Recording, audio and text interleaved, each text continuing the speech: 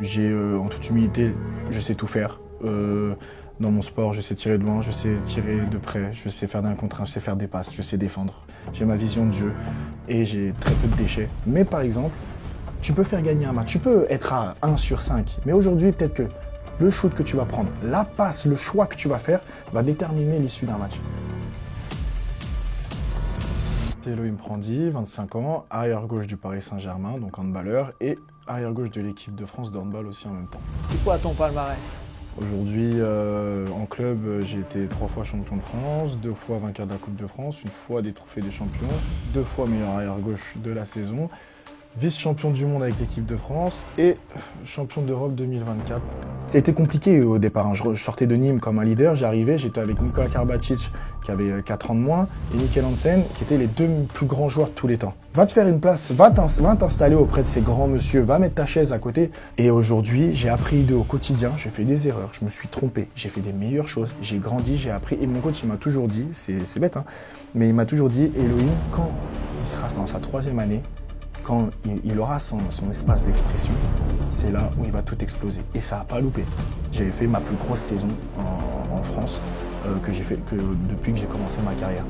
Aujourd'hui, c'est donner son corps à son sport et ne pas vivre comme, entre guillemets, le commun des mortels, à pouvoir faire ce qu'on veut, comme on veut. Tu veux sortir vendredi, samedi, dimanche, tu peux le faire, tu assumes juste le lendemain au bureau. Aujourd'hui, tu veux sortir vendredi, samedi, dimanche, tu peux te blesser et tuer ta carrière.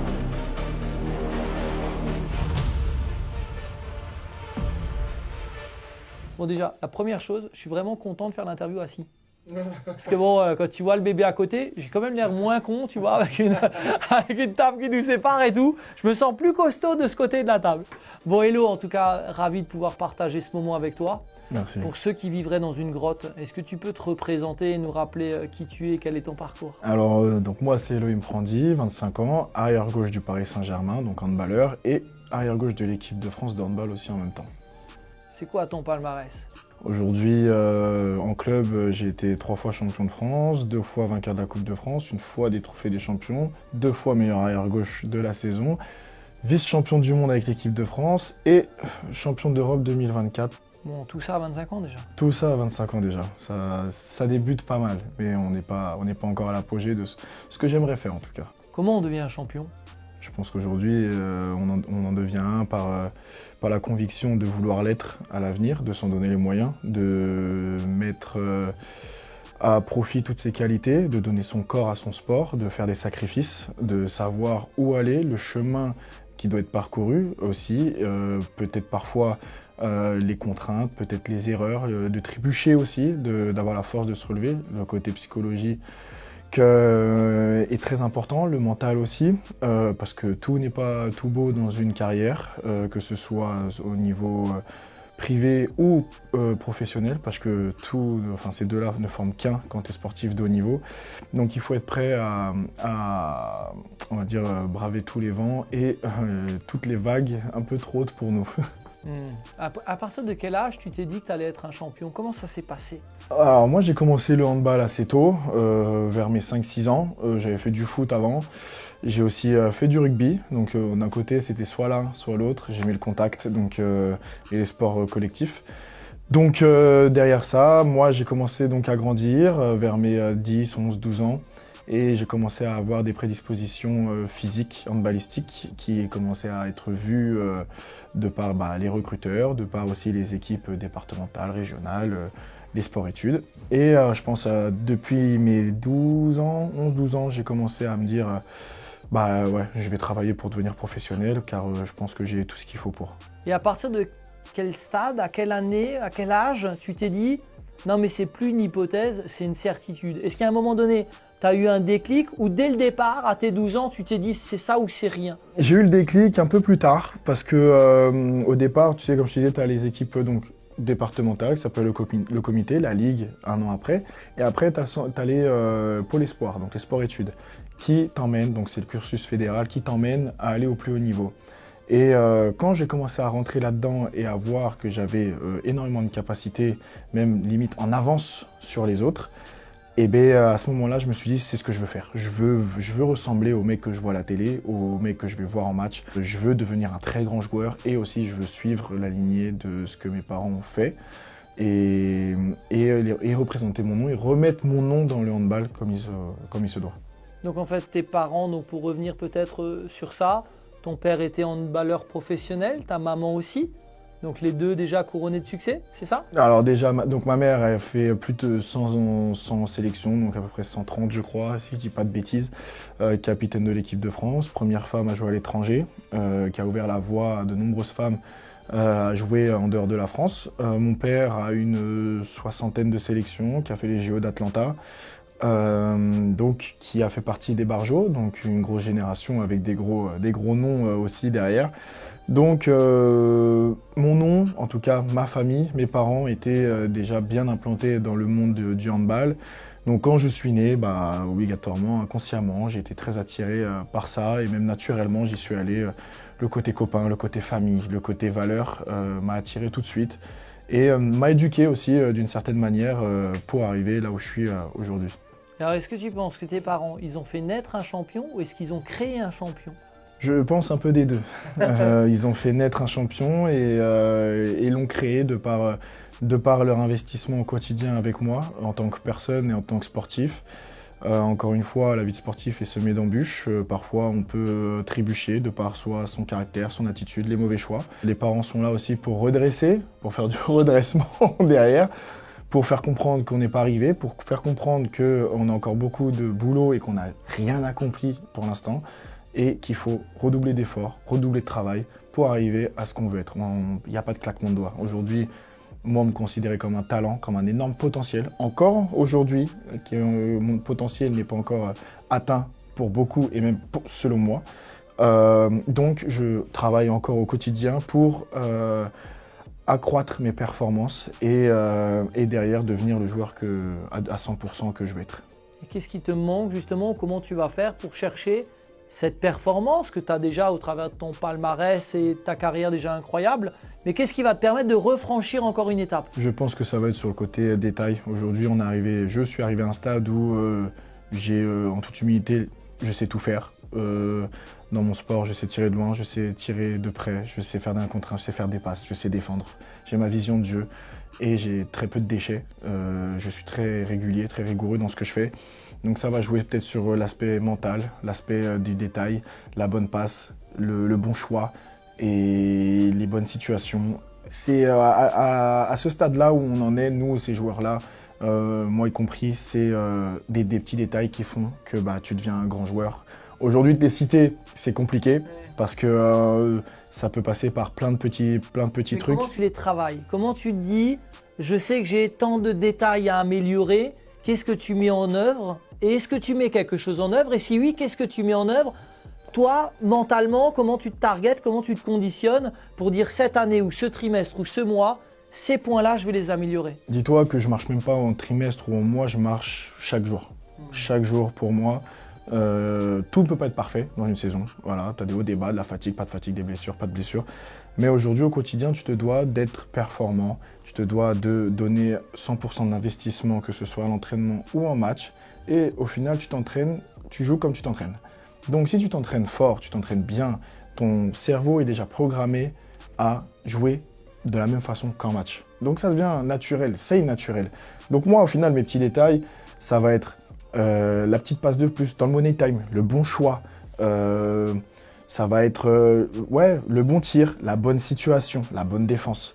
Et aussi au niveau du mindset, de être lucide dans les moments importants, de soit réguler, soit accélérer, de ne pas me précipiter. Ça va être ce genre de petits détails qui se travaillent longtemps. Ça met du temps parce qu'au final, chaque situation de jeu est différente en fonction des équipes ou autres.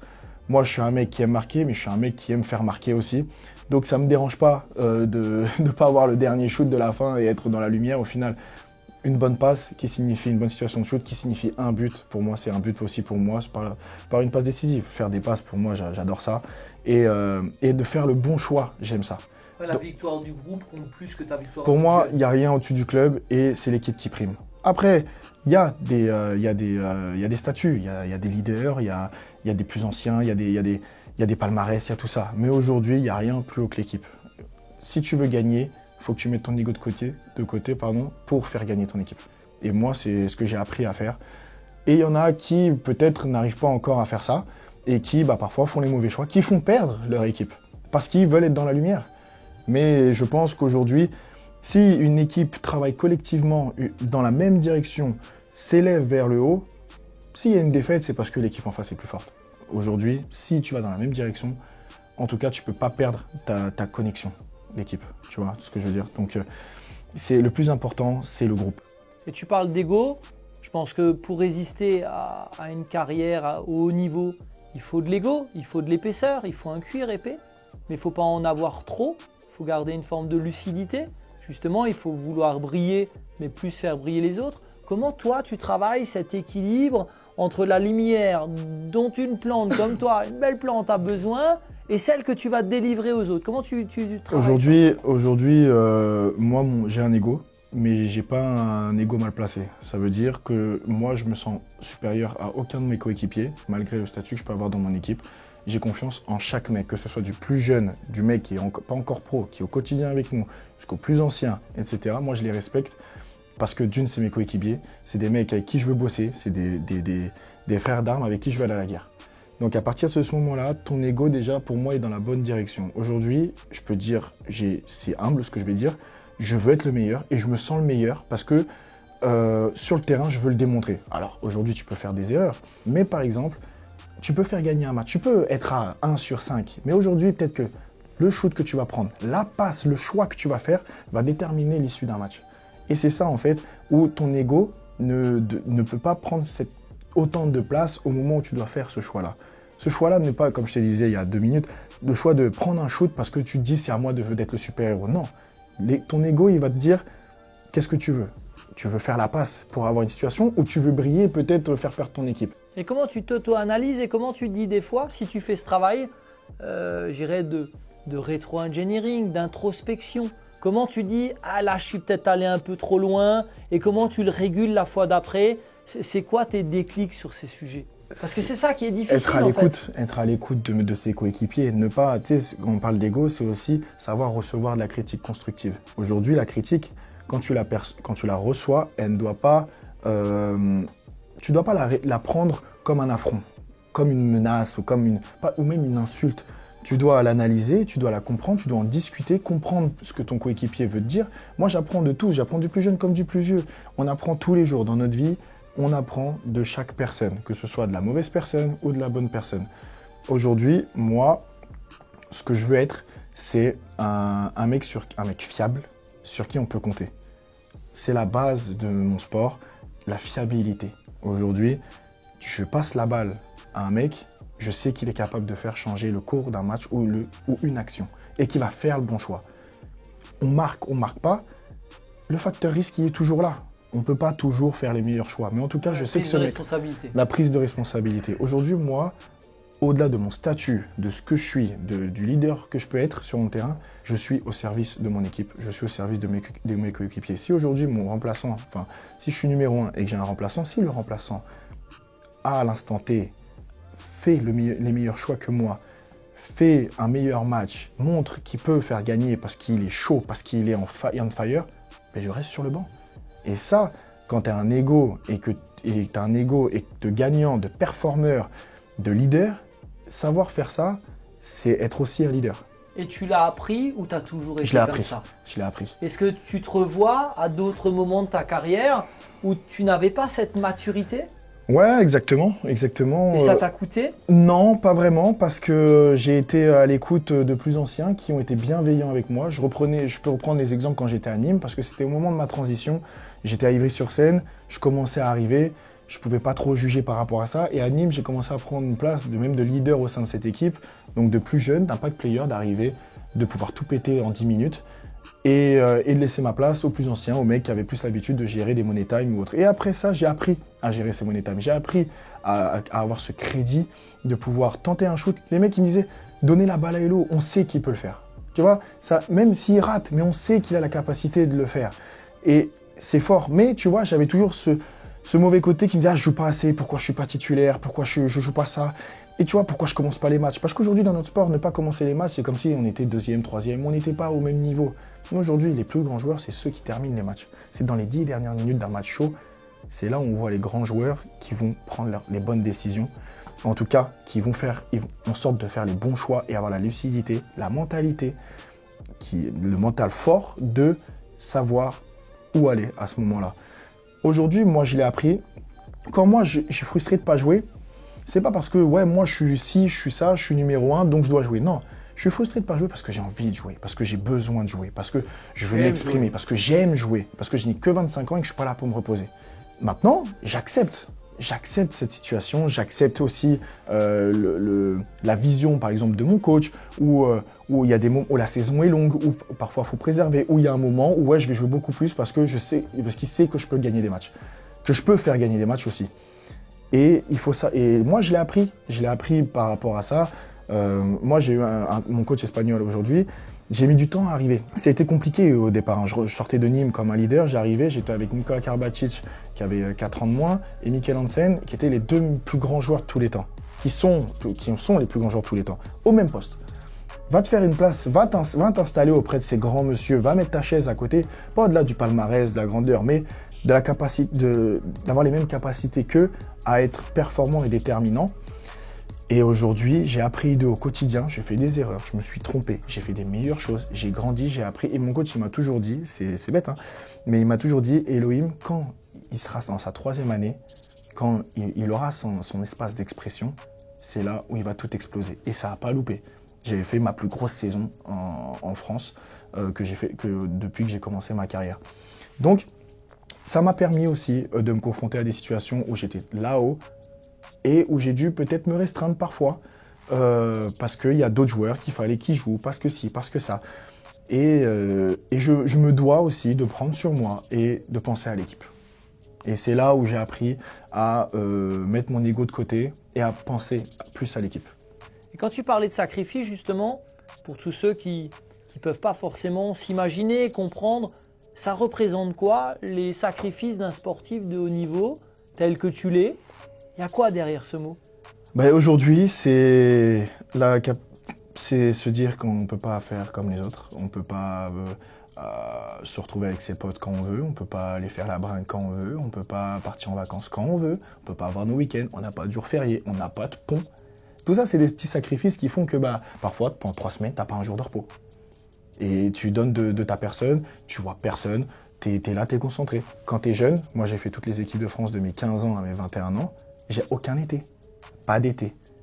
Tu travailles, tu fais 2-3 stages de préparation, plus la compétition qui dure 2 semaines. Ça tue ton été, tu as une semaine de vacances et tu repars. Tout ça, c'est des sacrifices de jeunesse, parce que quand tu as 17, 18, 19, 20 ans, t'as qu'une envie, c'est de partir avec tes potes, c'est de rigoler, c'est de sortir, c'est de voyager, c'est de vivre comme un jeune normal. Mais au final, même si, voilà, je l'ai fait, parfois je me suis trompé, parfois j'ai pas fait au bon moment, parfois ci, parfois ça. En se trompant, on apprend aussi. Mais en règle générale, ces sacrifices, c'est cela. Aujourd'hui, c'est donner son corps à son sport et ne pas vivre comme, entre guillemets, le commun des mortels, à pouvoir faire ce qu'on veut, comme on veut. Tu veux sortir vendredi, samedi, dimanche, tu peux le faire, tu assumes juste le lendemain au bureau. Aujourd'hui, tu veux sortir vendredi, samedi, dimanche, tu peux te blesser et tuer ta carrière. Donc elle est là aussi, le sens du sacrifice. C'est de ne pas avoir la même vie que les autres. C'est là où les gens, ils oublient, malgré, ouais, tu fais que du sport, tu t'entraînes 2 fois. Ouais, mais non. Aujourd'hui, moi, entre guillemets, je préférais gagner 20 000 euros par mois pendant 40 ans que 30 000 euros par mois pendant 10 ans. C'est la réalité. Aujourd'hui, notre sport, il dure un temps et après, on ne fait pas rien. Mais si tu prépares pas bien, t'es plus rien. Tu es là-haut et du jour au lendemain, t'es plus personne. Et donc, ça fait peur, ça? Ça fait super peur. Il y en a qui supportent mal de ne plus être connus, de ne plus être sur le devant de la scène, de plus avoir cette notoriété. Et t'en as, au final, qui sont soulagés. Qui disent, je peux prendre des vacances, je vais pouvoir faire autre chose, qui ont prévu leur après-carrière, qui sont kinés, qui sont dans la gestion de patrimoine, qui sont dans le commerce, qui dans le managérat, etc. Il y en a qu'au final, c'est un soulagement, vraiment. Moi, je sais que dans mon cas, je travaille pour ne pas rester dans le handball. Parce que j'aurais donné 20 ans de ma vie au handball, ou en tout cas de façon, entre guillemets, professionnelle. À la fin, j'ai envie de faire autre chose. Ou alors, j'aurais travaillé toute ma carrière pour pour accroître un patrimoine qui me permet de soit me brancher sur d'autres projets ou de commencer un autre chemin, une autre vie. Une seconde vie dans une vie. Et voilà, après il y en a qui veulent rester dans l'handball, qui vont être managers de club, qui vont être entraîneurs, qui vont être dans le centre directeur de centre de formation. T'en as qui vont vouloir rester parce que vraiment, moi je sais que c'est ma passion, mais à la fin je sais que je vais vouloir couper. Et le Elohim d'aujourd'hui, s'il rencontrait le Elohim il y a 5 ans, 6 ans, 7 ans, qu'est-ce qu'il lui dirait? C'est quoi le... Très bonne question, tu peux passer 5 minutes avec lui et tu as 5 minutes pour lui donner le meilleur de toi. Je lui dirais, écoute, apprends, ne fais pas comme les autres. Tu es promis un bel avenir, tu es promis à de grandes choses. Travaille, bosse, te laisse pas influencer, te laisse pas distraire de tes objectifs et fais les bons choix qui peuvent te permettre d'aller au plus haut niveau plutôt que moi je ne l'ai été. Formidable. Écoute, merci pour tout ça. Peut-être pour finir et pour rappeler aussi les enjeux qui sont les nôtres, tu deviens le parrain du centre de formation de Plus que Pro. Donc on est aujourd'hui, nous, une entreprise dédiée à la protection du consommateur et à l'accompagnement des entreprises. On est notamment un éditeur de logiciels qui permet aux TPME françaises de protéger leur réputation, d'augmenter leur rentabilité, de gagner du temps, mais aussi de former les collaborateurs des entreprises parce que seul on va vite, ensemble on va loin. Et une entreprise, ce sont des hommes unis au service d'un même projet, comme une équipe. C'est une équipe. Une équipe qui gagne, c'est un vestiaire qui rit, Exactement. C'est un vestiaire qui prend du plaisir. Et donc on est très heureux de te compter parmi nous pour que tu puisses transmettre ces valeurs de l'excellence, ces valeurs de l'effort, ces valeurs du sacrifice et tout ce qui t'a guidé et qui continuera de te guider dans ton quotidien pour que tu puisses continuer à être le grand champion que tu es déjà et que tu vas continuer de devenir. Donc ça déjà on en est très heureux. Est-ce qu'on peut peut-être juste finir sur, pour tous ceux qui nous regardent, sur un élément vraiment difficile de ta vie et comment tu l'as surmonté? Parce que c'est beaucoup ce que les gens vont chercher chez toi et ce qui intéresse dans des parcours inspirants comme le tien l'est. Est-ce que tu peux nous partager ton tips d'un moment de vie difficile et comment tu as transformé le pépin en pépite? Moi, c'est très très simple. J'ai été victime d'une agression assez choquante et rude, où j'ai été poignardé 6 fois dans le dos sur une soirée du Nouvel An. Donc, pronostic vital engagé, où j'ai été hospitalisé, opéré pendant 2 semaines, donc 10 jours en soins intensifs et après le reste en chambre de repos. Et donc impossible de reprendre tout de suite le handball et derrière d'avoir un sentiment de vengeance, de noirceur, de se dire pourquoi moi, de remettre en question aussi beaucoup de choses, est-ce que je veux revenir dans ce système, est-ce que je veux pas faire autre chose, est-ce que je veux pas me reposer, est-ce que je veux retomber dans tous ces sacrifices, ça va être dur de remonter, physiquement ça va être compliqué. Donc au final, ce que je veux transmettre aussi par rapport à ça, c'est qu'on peut tomber, on peut trébucher, même de la pire des façons. Au final, la volonté, elle est que par soi-même en fait. Si tu as envie de le faire, si tu as envie d'y aller, si tu as envie d'y arriver et de montrer que tu es capable d'être plus fort que le reste et que ta tête suit ton corps, il n'y a rien qui peut t'arrêter. Il n'y a que toi en fait. Ta seule bête noire, c'est toi-même. Il n'y a que ça qui compte. Et de faire les bons choix et d'avoir aussi un bon entourage. Aujourd'hui, moi, ce que je peux conseiller, c'est de jamais lâcher, de trébucher, de se relever, de encore trébucher et de se relever. Parce qu'au final, dans la vie, on n'apprend pas que dans le positif, on apprend 100 fois plus dans le négatif ou dans les erreurs. Mais aujourd'hui, si tu construis et que tu as un entourage fiable et qui t'apporte les bonnes clés, tu arriveras toujours à te dépasser. Et un jour ou l'autre, ça te sourira. Et pour le coup, je peux dire qu'aujourd'hui, de par mes choix aussi, parce que c'est une question de choix, de ce que tu veux, j'ai réussi à remettre le pied à l'étrier de la bonne façon. Attention, je ne suis pas arrivé. Mais en tout cas, je me suis remis dans le bon chemin pour aller dans ce que je veux être, dans qui je veux être et dans le handballeur que j'aspire à être. Donc c'est le premier message que tu partages aux élèves de notre CFA sur le fait qu'on peut tomber et revenir plus grand, plus fort. Exactement, à 200%. Au final, c'est une question, encore une fois, de volonté. Si tu as envie, tu peux y arriver. Tu as envie, tu veux te lever, tu te lèves à 6h du matin, tu te couches à 23h, tu te relèves à 6h, et tu verras qu'un jour ou l'autre, tout ça, ce travail-là, ces sacrifices que tu fais, ils vont payer. Il faut du temps, il faut des sacrifices, Mais au final, aujourd'hui, pour être un grand, que ce soit dans l'entrepreneuriat, dans le sport, dans la vie de tous les jours, même en tant qu'homme ou femme, c'est que comme ça. Donc au final, pour finir, et merci pour ce retour, sur une anecdote peut-être encore plus heureuse, même si elle est belle de sagesse et effectivement d'informations à extraire, à garder, à utiliser comme chacun le souhaitera. Tu as aussi mis un coup franc incroyable. Et là aussi, il y a une anecdote, puisque si tu pouvais le préciser, depuis les règles ont changé. Donc le but que tu as mis, on ne pourrait plus le remettre. On ne peut plus le remettre aux yeux des règles du handball à l'heure actuelle. Elle a été modifiée de par ce que j'ai mis en ce championnat d'Europe en 2024, qui nous a permis d'aller en prolongation et d'aller en finale et d'aller chercher cette superbe médaille d'or derrière. Donc oui, je pense qu'aujourd'hui c'est rare de faire changer les règles de son sport, qui sont des règles qui sont là depuis longtemps. Mais au final, pour moi, je vais pas mentir, c'est un détail, parce que j'ambitionne d'être performant avec cette équipe de France, d'être performant dans mon club. Et surtout, avant toute chose, même dans tout, que je veux rajouter, c'est faire preuve d'humilité dans tout. Parce qu'on apprend de tout le monde, comme des bonnes personnes, comme des mauvaises personnes. Mais l'humilité de toujours vouloir performer, que ce soit dans le business ou dans le sport. Se remettre en question, c'est ce qui permet de montrer aussi qu'on en veut tous les jours. Donc même si c'est une mauvaise personne, que ce soit une bonne ou une mauvaise, le conseil que tu donnes, c'est prenez le meilleur. Prenez le meilleur. Et même des fois, dans le moins bon, il y a du bon, il y a quelque chose effectivement à tirer. Et donc on peut dire qu'au final, Elohim, tu résistes au couteau et tu changes les règles, rien ne t'arrête. Bah en tout cas, moi, mon esprit, il n'y a rien qui l'arrête. Mes ambitions ne s'arrêtent pas là. Mon esprit est inarrêtable et je sais où je veux aller aujourd'hui et je m'en donnerai les moyens. C'est tout, il faut s'en donner les moyens. Tu veux arriver à quelque chose, s'en donner les moyens. Au nom du CFA et au nom de l'ensemble des élèves, on est très heureux de te compter parmi nous dans cette aventure. Aussi. On est très impatient que tu puisses encore nous partager beaucoup de choses. Avec grand plaisir. Et on sait que tu es un grand joueur, mais maintenant tout le monde sait qu'en plus tu es un grand homme. Merci beaucoup, c'est gentil.